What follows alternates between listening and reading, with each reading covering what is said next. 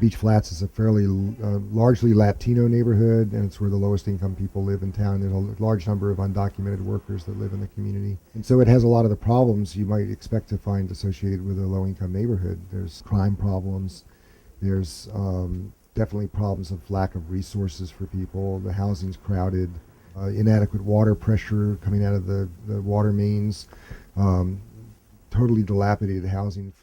I think the violence, the major part of the violence in the Beach Flats neighborhood is drug related, and I think it has to do not because the people that live there are drug crazed, but because there's a drug selling operation and there's a turf war going on over who gets to sell the drugs.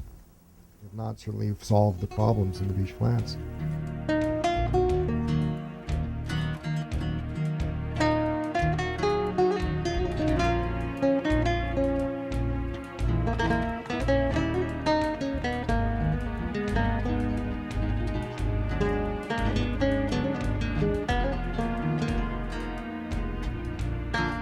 Well, the beach area is one of our designated police patrol beats, even though it's a small area, and we have a lot of activity there.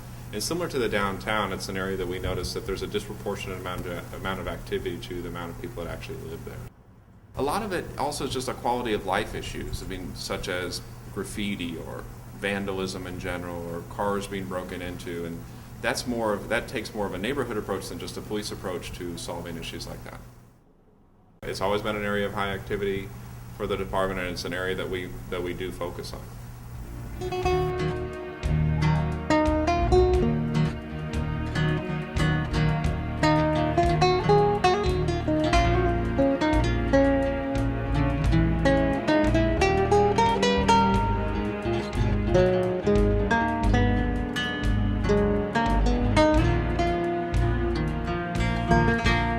My first move to Santa Cruz was, the boardwalk. You move into that area and staring at you.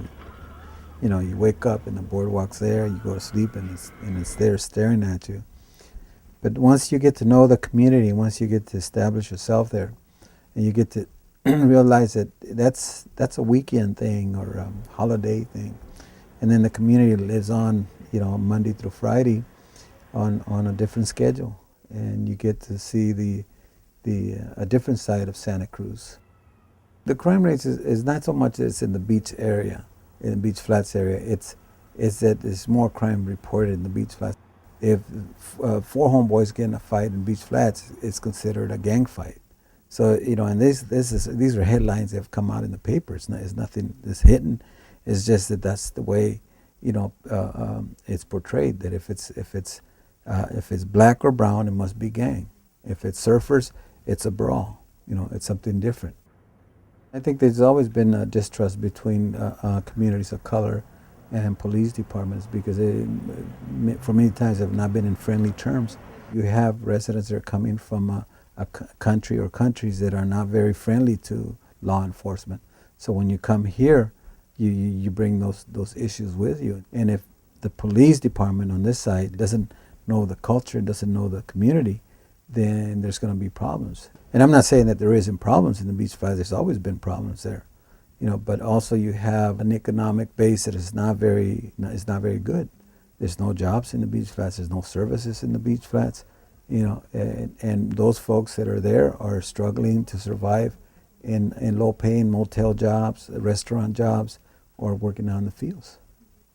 Education needs to happen with the homeboy that's dealing drugs out there, the addict that's going down there to pick up drugs. We got to reach out to them and be able to take them into treatment,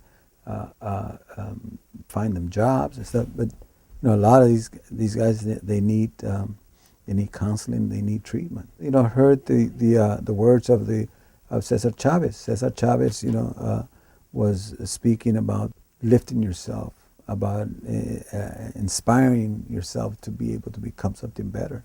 And in the teachings of Cesar Chavez and Martin Luther King, Malcolm X, Gandhi, I started to read, all these individuals that were making, changes.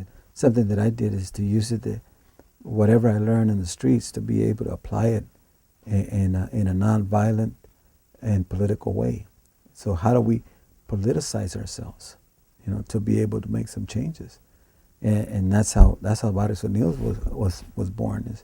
Is that we needed an organization that would be able to speak for the young people that were struggling in the streets, and to be able to call our own shots. We came from a proud people, and that our people were not drug dealers, were not gangbangers, that we were smarter than that we could do things.